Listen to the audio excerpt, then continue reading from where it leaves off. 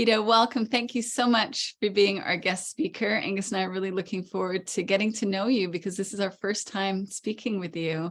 You were highly recommended by Aaron Turner, and I usually listen to his recommendations. Not always, but usually. Yeah. Hi, Beto. Thank you so much for being willing to let us talk to you today. And yes, full transparency, we have never met until this moment. So I have heard such good things about you. So I'm looking forward to this conversation. I'm looking forward to it too. And just throw it out there. I want to just get the pronunciations right. Oh, sorry. Rohini, right? Yes, Rohini. Angus, and I'm Beto. Beto. Thank you, Beto. Okay. Thank you. Thank you so much. No, and Anna helped me out today, right? Because I assassinated your name earlier. She's like, that's not it. That's not it. All good. So thank you so much. Not a problem. And so we'd love to just start wherever you'd like to, but one of the questions that we have is, how did you come across the understanding of the principles? Just to hear your journey with that, if you're open to sharing it. Absolutely. I came across the Inside Alliance through Anna Debenham, and I didn't know anything about the principles last year, and then I got into One Thought, and where I met Aaron and all the things, and I was still very much caught up in my ways of living, right? Because with my experience, I share this when it's appropriate, and I believe right now it's appropriate. I got locked up at age 16. I did 11 straight years. I got out for 73 days, went back for 4 more years. My 17-year sentence became a 23-year sentence. I haven't seen a day in jail in over 10 years. But however, I also, during that time, I was in so many different types of programs that dealt with your thinking, your emotions, and your behaviors, and all the things like, don't think this, don't do this, you can't feel this, all this stuff, right? And then didn't help. It didn't help me. I still became a bottom barrel drug addict. I have 4 years clean and sober, when I came into the Inside Alliance and to the Insight to Wellbeing and this understanding, I had all this excess baggage that I was holding, and when Aaron was talking, Aaron Leela was talking, I was like, oh, this is like a reframing, right? I'm just going to reframe some things, right? However, what I've learned is that I didn't have to reframe anything, right? I could let that go, and really let the old narrative go, the old baggage go, and leave space for something new, and I've been in this understanding for a little bit, maybe a little bit over a year, and the impact that it's had on the creativity that I can tap into without the old narrative just blows my mind. That's so freeing to be able to take that weight of having to manage your thinking off your mind. That's amazing. I just had a conversation yesterday, and I'm not physically, I'm not a light person. Mentally, spiritually, and emotionally, I'm very light. And I never used to, and I never understood that, right? Because I was always filled with so much in my head, compartmentalized, store it for later, all these other things that I had so much in my mind. And now that I'm just light, and I can just freely move, like, as I said, mentally, physically, and all the other things. The physical part, what I'm saying, I'm working on. Can I ask you a question? Yeah. So I love what you shared, Beto, in terms of the shift, seeing that, initially thinking this is about reframing thinking, and then all of a sudden recognizing, this is different. And I'd just love for you to share a little bit more about what that shift was like inside of you. Like, there's the before and the after, but how did that impact you? How did you come to see that? That's really the magic question for all of us, in terms of that transformation. So just your experience, if you're open to sharing more about that. Absolutely. And really it's really shaken loose now, right? Um my whole life I was identified with labels, you know, being, like I had to grow up faster than I was, as a kid. I couldn't do a lot of things. I was doing adult things by the time I was 11 to 12. Like I said, I was in prison by the time I was 16, and so knowing that my life was identified with labels, like I was a bad kid, I was bad, uh, you're going to be in jail, by the time you're 20. Well, I made it by the time I was 16. You're going to be doing all these things that society conformed as a label, by family dynamics was conformed as a label. And so then when I labeled myself too as like I'm not worthy, I don't belong, I don't fit in, it was all the labels that I had in my mind. And so when I started this transformation of a shift, right, I was like, okay, I'm not identified by labels anymore, right? I'm not a drug addict. I'm not once an addict, always an addict. No, I have a deeper understanding of myself today, right? I understand that I don't have to be conformed by these labels. I don't have to put myself in this box, Mhm. you know? And then the shift that's really opening me up to this creativity is like, are my feelings labeled? Mm. Once I'm angry or frustrated, it's in a box. It don't have no room to move. So why do I put an experience in a box? Mm. I can let the experience flow and go, right? Mm. And if I allow it to flow and go, I can move through it without getting caught up in the label of like, oh, now that I'm angry, I have a behavior that's labeled, and all the things, what I mean? So like labels has really opened up the transformation for me to shift my quality of life, my perception, and the way I view things, so you know. Yeah, I love that. I love that phrase, flow and go. I love that phrase, flow and go. And I guess I'm really curious about that. And I'm wondering, is that more of a sort of embodied experience where you feel the feeling comes up?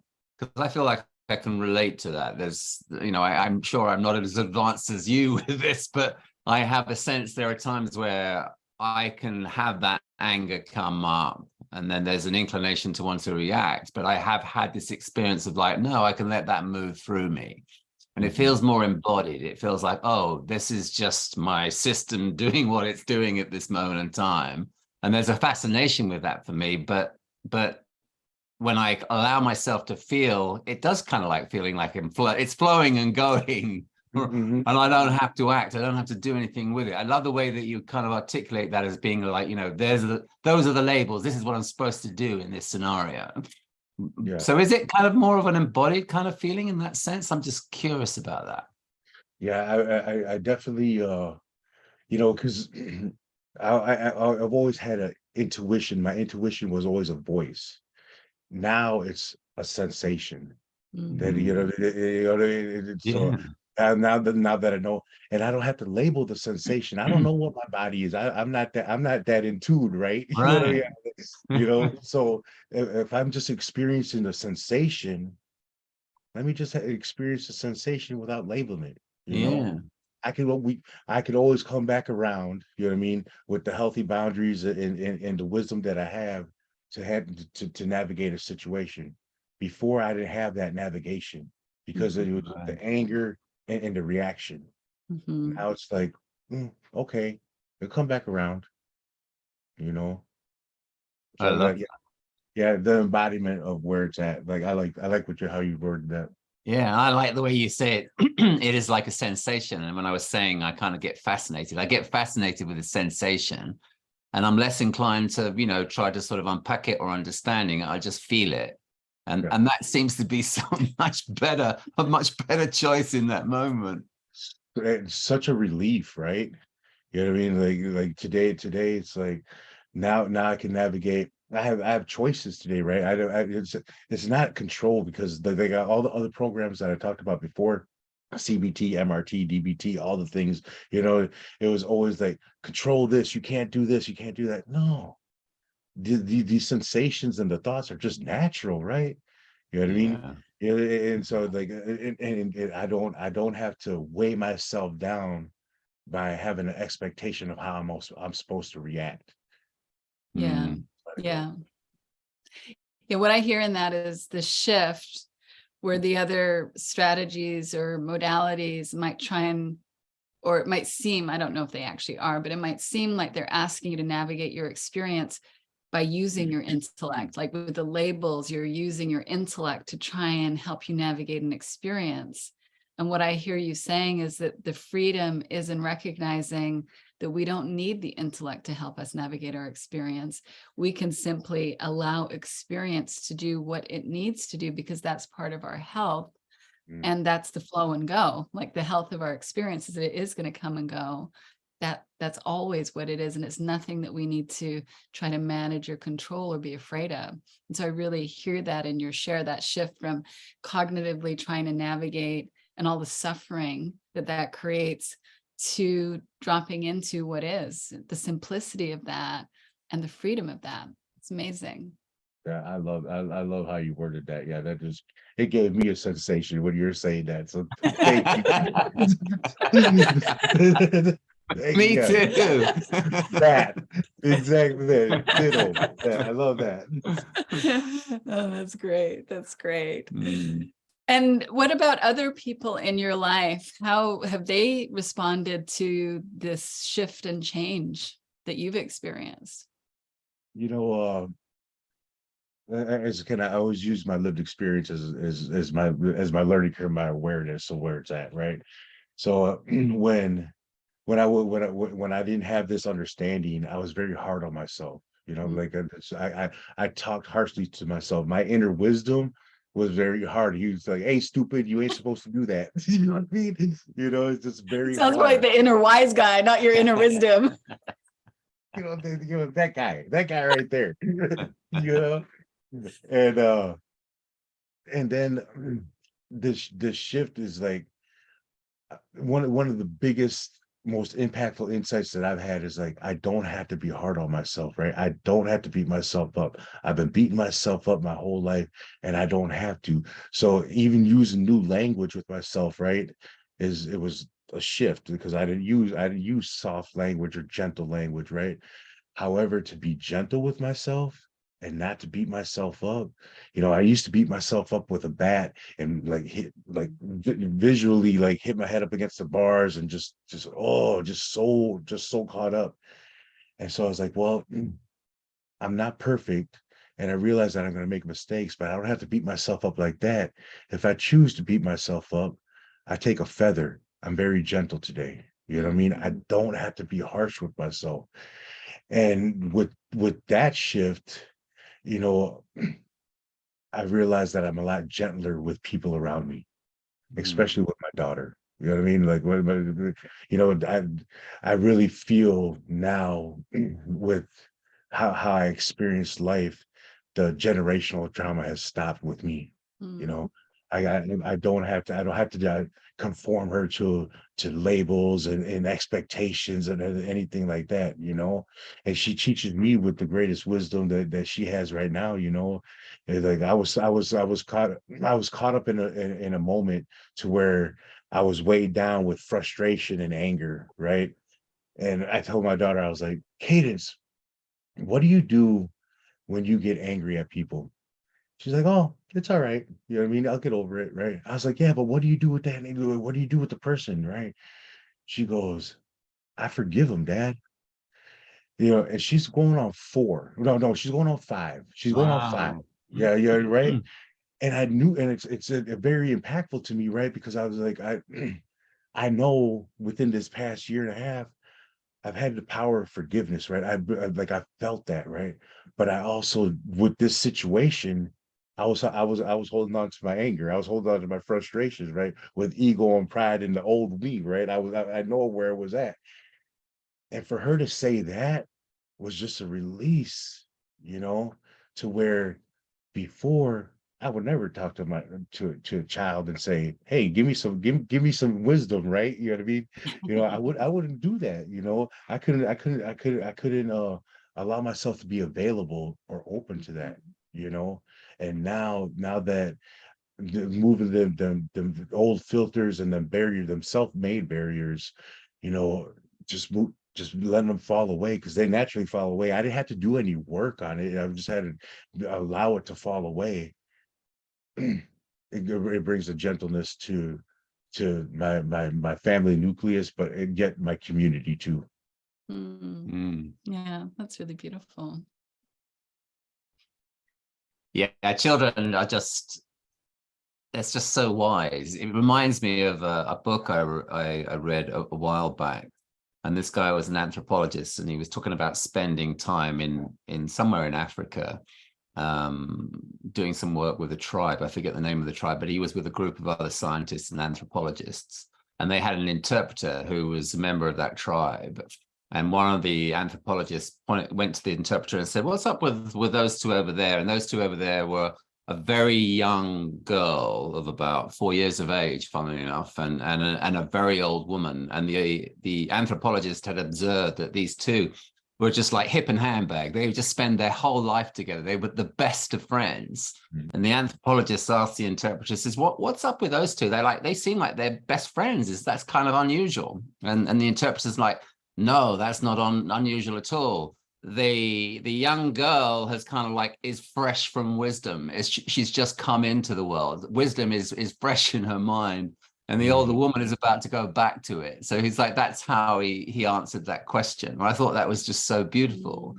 And I think we kind of undervalue the wisdom that is innate within each and every one of us. But I think that perhaps for sure the youngsters come in with it. It's the factory default setting is pretty much operating in a really beautiful way. I love that was her response, because wow, what a thing to learn. Yeah. Yeah. That also just gave me experience. Thank you for sharing that. I got the sensation. Yeah, I love that. I love that. We should have an experience meter on the call. Feeling thermometer. Feeling thermometer. I love. We'll hit the jackpot before this is done. Yeah, the circle. The circle and the quality of life. It's so amazing and I really believe that connection there. It's so valuable. That's so wise. Thank you for sharing that. I love that. Yeah. And are you working with the Insight Alliance now? Yes, I'm a teacher. I'm a mentor. I wear a lot of hats. I wear a lot of hats, and like I love my job. This is the first time that I've loved my job at the level that I do. Very, very, very busy, however, not busy up here. And I could just show up, and just be able to show up as my authentic self, and being that I truly don't know who I am today, but the journey is like I get to discover it within my job. How amazing is that, right? Yeah. You know what I mean? Work. Yes, but it's also being able to share my lived experience to uh, the demographics that don't have this understanding, being coming up from the way of life that I lived and the experience that I had. It's like you couldn't tell me life was coming from inside me. You couldn't tell me that or anything like that. But being able to share that and relay it or say it in a way that people can understand. I love it. You know what I mean? I love my job. And I love the impact that the Inside Alliance and this understanding has allowed me a space to give and create. That's lovely. And how is it for you to shift from someone who's learning not that we ever stop learning or being impacted by the understanding, but to actually move into the role of sharing it with others? How has that been for you? It was a transition, because I'm a storyteller, I'm a storyteller, and I love now I can not storytell my lived experience as much as I can relay the understanding with the storytelling of my experience, right? So like I don't have to stay in memory lane. I could stay, I could stay within the present and the flow of where it's at. So it was a transition, but it's something that, and I love unpackaging things, right? Because no matter how many times the insight to well-being is taught, like we do it virtually, we do it in person, we do community groups, the collective wisdom and the collective wisdom in the room is so impactful that there's always a different experience, and there's always something different to be shared and learned. And that's what I love about it, right? It's like, if just allow it to be and just allow it to flow, it's gonna grow, it's so like I said, to discover who I am and to show up the way I get to show up is amazing for me. Beautiful. I'm getting a sensation now. I love that. I love the way that you put that, the collective wisdom in the room. I feel like for me, coming into this understanding and then teaching this understanding, I think at first I felt like I had to hit all the right marks and follow whatever code I decided that I had created for myself that you're supposed to follow.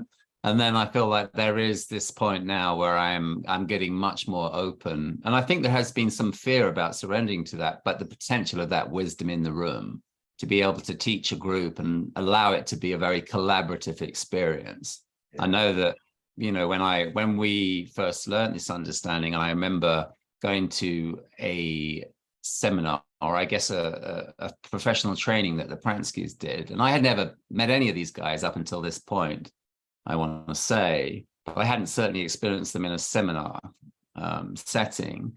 And the first thing that George did when he sat down, and here he is, the teacher that everybody kind of holds in very high esteem. So the first thing he did when he got in front of the group, and this is, I guess, 100 people, he said, I just want you to know that, that I may be on stage, but it doesn't necessarily mean that I know any more than you. I want you to understand that we want there to be a very collegial atmosphere here. And that there's no, I don't have a greater hold on wisdom than the next person. So it's kind of like, yeah, I love that idea that it's a collaboration, and that you can drop in and you can all tune in and you can all learn from that place. I think that's a different way to teach, for sure. Because so many teachers kind of like, I feel, kind of maybe put themselves on the pedestal. Certainly the followers can do that. But if there's this idea, it's like, no, there's something else. There's something else that we can all tune into, where there's a very level playing field. I think that's brilliant. I love that you see that in the way that you articulate that. Thank you. I appreciate that. Yeah, and it's. I think it also comes from my lived experience to where I've always been the type of person to be curious about somebody else's journey. And I love to learn. The thing that I've learned that's helped me out a lot is, like, I speak what I know, I listen to learn. So being that when I want to listen to somebody, I really want to hear and see somebody, and learn from their experience, because there's nobody in the room that can tell me how to go to prison, right? I know how to do that very well. I know how to live this lifestyle very well, but however, the curiosity on how you live your life and just your journey, right? That's the most beautiful thing about the collective collaboration of where we're at in life, right? Is that sometimes we miss each other because we don't want to learn from each other. Right. Well, I don't want to miss anything because I want to learn. Yeah. Gosh, I speak what I know and I listen to learn. I think I'm going to have that painted on the wall there. On the front door as they go out. That's lovely. Yeah, that's really beautiful. Yeah. And I'm noticing the signs that you have in the background, and there's clearly a a service consciousness towards social justice, Absolutely. equity that I'm interpreting from seeing that. I'm curious, has your relationship with that shifted since the understanding deepened? I'm curious if there's any interrelationship there, or just, and in general, would just love to learn more about what you see in that area. Absolutely. What I'm understanding with for myself, and this is just myself, right? Um, the- I'm evolving to the creation of whatever it may be, you know, and I get to evolve. And when I used to protest with these, I was at a very different spot, right? You know what I mean? I was at a very different spot. But I also know that just because I have this understanding, it doesn't mean that there isn't harm that's experienced and there isn't discrimination and all these other things, right? However, with the healthy boundaries that I created within myself and my well-being, I know that I can't allow myself to get caught up in the same cycle that I used to. However, I also know that with the voice that I have today, it's the process of the creation of change. You know, Mm, it don't stop. The drive is there. You know what I mean? mhm. It ain't nothing Yeah. but wait. Like I tell people, don't get it twisted that I talk all this spiritual stuff because I'll drop it real quick. I'll drop it real quick, but I don't have to show up like that today, right? And Mm, I, and when this collective wisdom and this understanding and the open-mindedness of navigating the new life, I have a voice with that. mhm. Things can change, you know, and this is we don't have to. Where the way I say it is that we don't have to match people or society the way that we experience life. We can do it differently, Mhm. you know. Mhm. And so this insight has and this understanding has allowed me a space to be gentle on myself, knowing my boundaries, and also being gentle with other people while creating a process of change. Yeah, Mhm. that's really powerful. And that, I love what you said about the spirituality piece not being a bypass, that it's actually through a deeper connection with yourself and the love in your heart. That's what I'm hearing, that allows you to channel that desire for change in a way that's in service to you as well as in service to others. So there's not a sacrificing you in order to do that. It's a reciprocity and a win-win. That's really Nice. beautiful. Yeah. I was just thinking this morning is like it's the quality of my life today is just amazing, and I never even thought about that. I've never been the type of person to be flashy or anything like that, but when I did, it never really lasted long, you know what I mean? Because like I said, I have my experience. I went to jail, and now to where I always used to have to show up to be right. I always had to debate. I could debate anybody under the table. I can do all that. Now that I experience peace and space, we could share. We could share, and it's okay on how a person's separate reality in their experience has allowed them to think the way they think. I don't have to change that, you know and that that equalness has given me a quality of life to where it's like so much has just fell off. When I talk to Anna, she goes, man, Beto, you talk about all these things that you used to do. She's like, I don't even see you like that. I'm like, man, shit, you don't even know.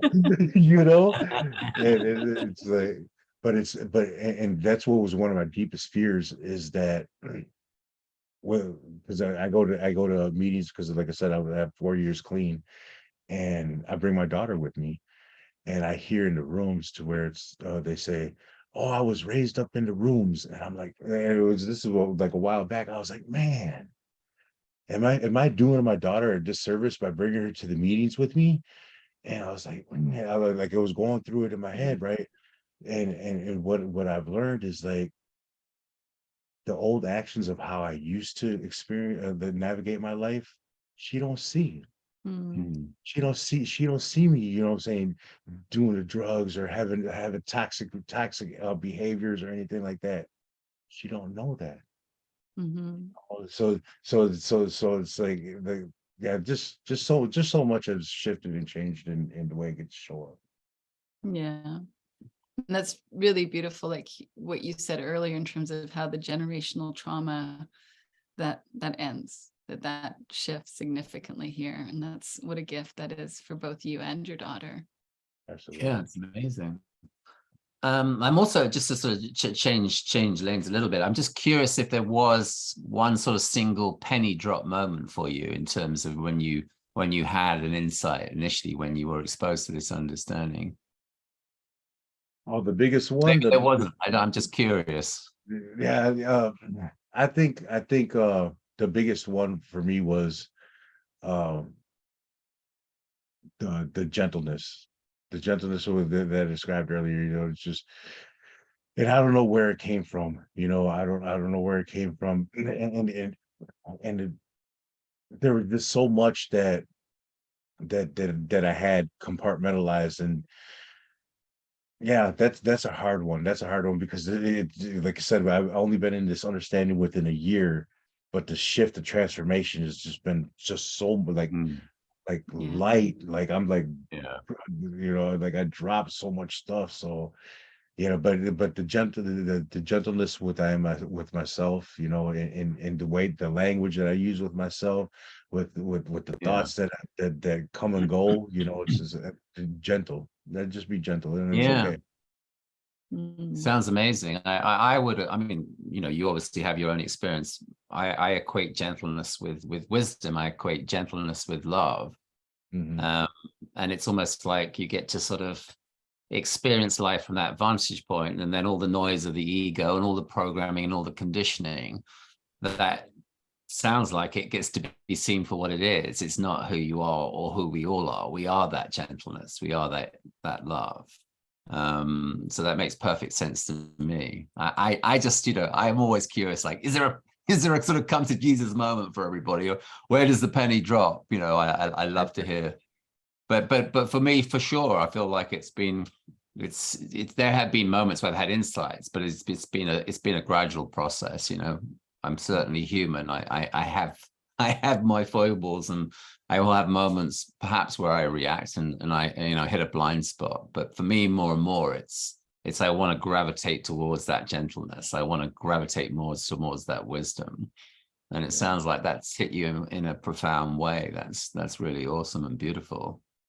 yeah. I'd like some more of that. Yeah.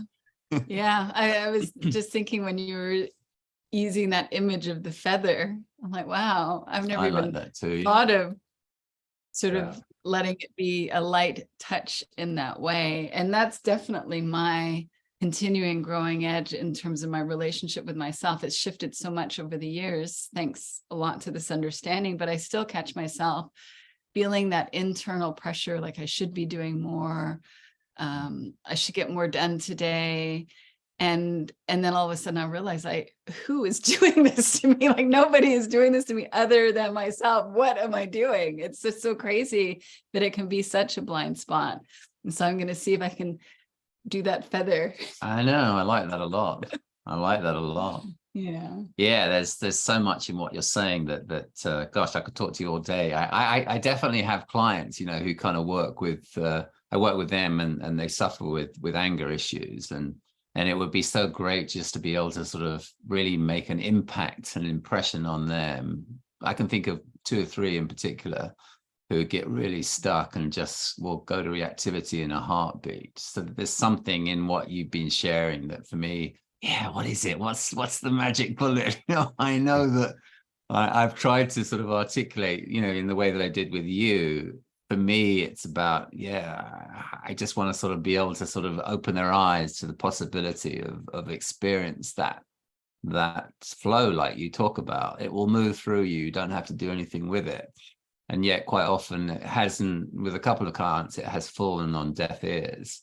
So I imagine, I'm assuming in the community that you work with, that must be something. I know that we've done some work with the inmate community, and I know that they were perhaps, some of them, it felt like they were kind of overburdened with this sort of tool belt that they have to carry around, so that they don't have to sort of, so they know what to do when they're in a moment of emergency, or their anger is coming up.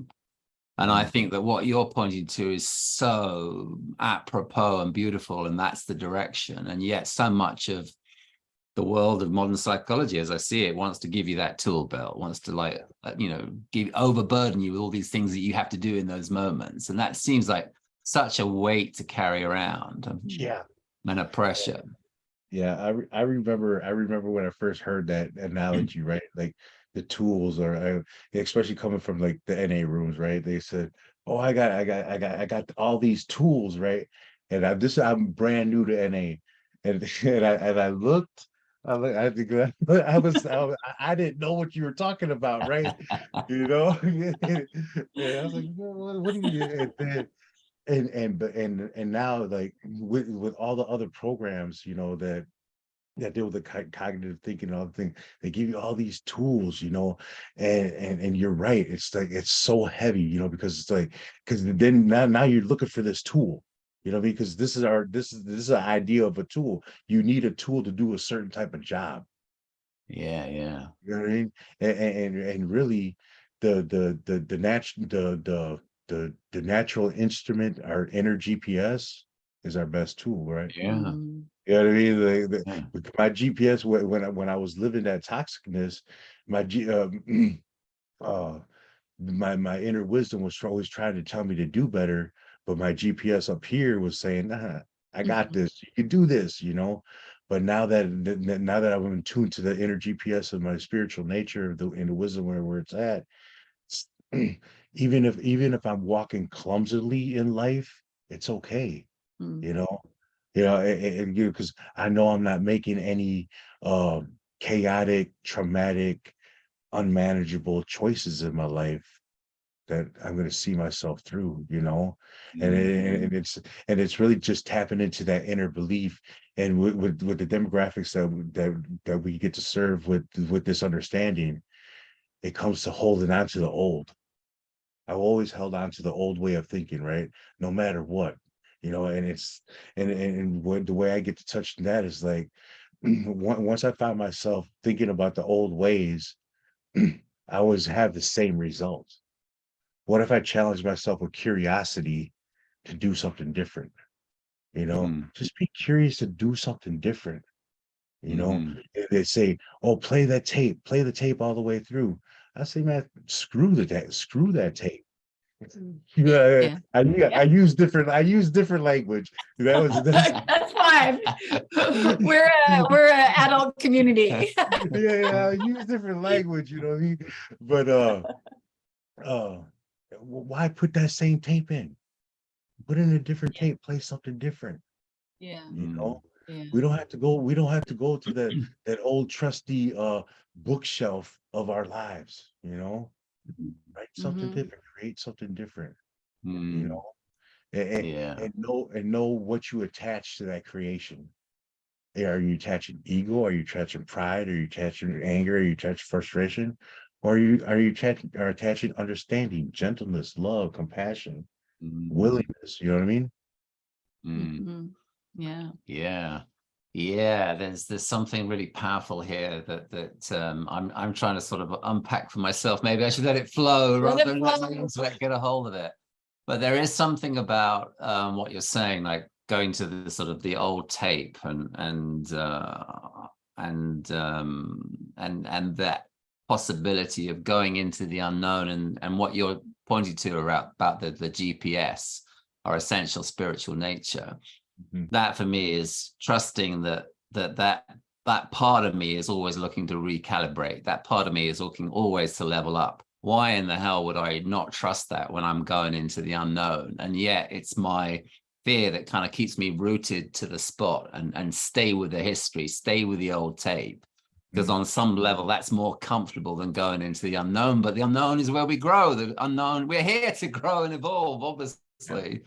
But there's something about what you're saying. It's like, yeah, the trust in that, it feels very sort of gentle. It feels like the possibility and the potential of that is like, there's my peace of mind, is knowing that that part of me wants to recalibrate. That part of me only wants me to recalibrate. Let's recalibrate and then we'll level up. It's like, I'm here to help you out here. I'm not Right. here to have you stuck in that old tape. Exactly. And I love what, you know, what you're sharing around gentleness and the quality of that. It's like, yeah, the quality of being able to trust our essential spiritual nature. I'm assuming, and I have to assume, and I've scratched the surface, maybe it does feel very gentle. It does feel like peace of mind. And you feel like, you know, you're really embodying that to me today. It's like you have brought that to a new level for me to witness. I think that's beautiful. Mm-hmm. Yeah, I love being light. Like I've never experienced lightness until like it just came to me a couple weeks ago. I was like, man, I feel so light. You know, I feel like Yeah. I feel like a Forrest Gump, that feather that floats around. Boy, I've been bodying a Yeah. feather today. You know what I mean? Yeah. Yeah. Yeah. Oh, I feel it. I feel lighter I in this do. conversation. I feel that inner willingness to be gentle with myself. Like that's shifted just as a result of this conversation. There's more awareness of, oh yeah, I want to lean into that gentleness. So thank you for that invitation. Yeah, gentleness and lightness too. I'm hearing that in a different way too, and I think it's fun to sort of think about how we had the conversation about the tool belt, because that feels like, yeah, that feels heavy. That's weighing me down, and life shouldn't be like that. And we talk so much about peace of mind in this community and this work that we do. And that for me is when I've got to those moments when my mind feels peaceful, it certainly feels light. And yet I've never used that word before. Light as a feather. It's a really great visual. Mm-hmm. Yeah. Well, thank you for spending this time with us. It's been such a wonderful conversation. Really enjoyed getting to know you, and hopefully we get to stay in touch. Yeah, let's do it again. Absolutely. I love being able to show up like this, you know, and it's something that really lands with me, and the fact that I believe in it. You know, I know when with my life, I was very much misled, and I believed in the way that I was living before. Now that I can do believe in this, everything is landing so much differently in my life, and it's an honor. Thank you for allowing me to come here and share. Oh, Thank you. no, we're The so honor's all ours. grateful, Thank you. and we'll be in touch. So thanks so much. I'm going to All right. pause the recording. All right, Beto. Thank you. Hang on.